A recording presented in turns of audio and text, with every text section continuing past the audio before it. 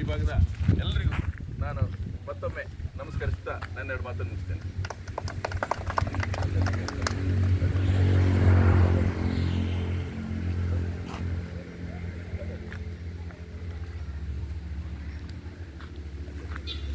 ಆಗಮಿಸಿದಂಥ ನಮ್ಮ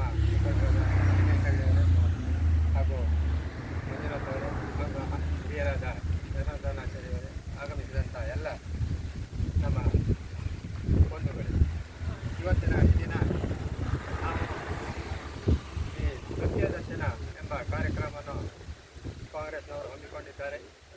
B J ಪಿಯವರೇನೋ ಸುಳ್ಳನ್ನೇ ಹೇಳಿ ಅವರು ದಿನ ಅಧಿಕಾರಕ್ಕೆ ಬಂದವರು.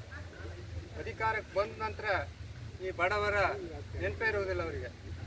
ಅಂಥದ್ರಲ್ಲಿ ಇನ್ನು ಮತ್ತೊಮ್ಮೆ ಈಗ ಜಿಲ್ಲಾ ಪಂಚಾಯತ್ ತಾಲೂಕ್ ಪಂಚಾಯತ್ ಚುನಾವಣೆ ಹತ್ರ ಬರ್ತಾ ಇದೆ. ಆ ಸಮಯದಲ್ಲಿ ಜನರಿಗೆ ಒಳ್ಳೆಯ ಸುರಕ್ಷೆ ಬರುವುದಿಲ್ಲ, ಈ ವಿಧವೇತನ ಬರುವುದಿಲ್ಲ, ಹೀಗೆ ಸುಳ್ಳನ್ನೇ ಹೇಳ್ಕೊಂಡು ಜನರನ್ನ ಬ್ಲಫ್ ಮಾಡ್ತಾ ಇದ್ದಾರೆ. ಅದಕ್ಕೆ ಜನರು ಕಿವಿಗೊಡದೆ ಏನು ಈ ಸಂಧ್ಯಾ ಸುರಕ್ಷಾ ವಿಧವೇತನ ಈ ಕಾರ್ಯಕ್ರಮವನ್ನು ಕೈಗೊಂಡವರೇ ಕಾಂಗ್ರೆಸ್ ಸರ್ಕಾರ. ಎಲ್ಲ ಬಡವರ ಅಭಿವೃದ್ಧಿ ಹೊಂದಲಿಕ್ಕೆ ಏನೆಲ್ಲ ಕಾರ್ಯಕ್ರಮ ಹಾಕಿಕೊಂಡಿದ್ದಾರೆ, ಈ ಕಾರ್ಯಕ್ರಮಗಳೆಲ್ಲ ಕಾಂಗ್ರೆಸ್ ಸರ್ಕಾರ ಕೈಗೊಂಡಂಥ ಕಾರ್ಯಕ್ರಮಗಳು. ಇದನ್ನು ಯಾವಾಗಲೂ ಅವರು ಖಂಡಿತವಾಗಿ ನಿಲ್ಲಿಸುವುದಿಲ್ಲ. ಅದೇ ರೀತಿ ಇಂದಿನ ಚುನಾವಣೆಯಲ್ಲಿ 5 ಗ್ಯಾರಂಟಿಗಳನ್ನು ಏನು ಹೇಳಿದ ಪ್ರಕಾರವೇ ಅದನ್ನು ಅನುಷ್ಠಾನಕ್ಕೆ ತಂದು ಈಗ ನಿಮಗೆಲ್ಲ ಅದರ ಪ್ರಯೋಜನ ಬರ್ತಾ ಇದೆ. ಇವರು ಚುನಾವಣಾ ಸಂದರ್ಭದಲ್ಲಿ ಬರುವುದಿಲ್ಲ, ಅವರು ಸುಳ್ಳು ಹೇಳ್ತಾರೆ, ಹಾಗೆಲ್ಲ ಅಪಪ್ರಚಾರ ಮಾಡಿದರು.